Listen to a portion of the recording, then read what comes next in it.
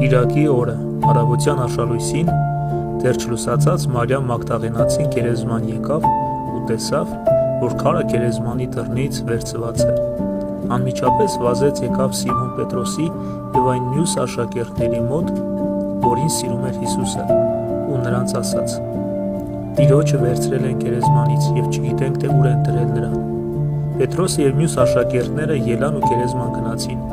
Երկուսով միասին էին վազում, բայց մյուս աշակերտն առաջ անցավ Պետրոսից,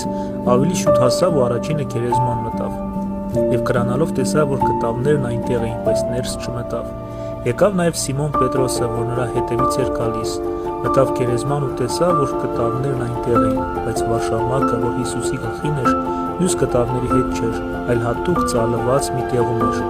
Այն ժամանակ մտավ և մյուս աշակերտը, որ ավելի շուտ էր գերեզման եկել, տեսավ ու հավատաց, քանի որ դեռ չէին հասկացել գրվածը։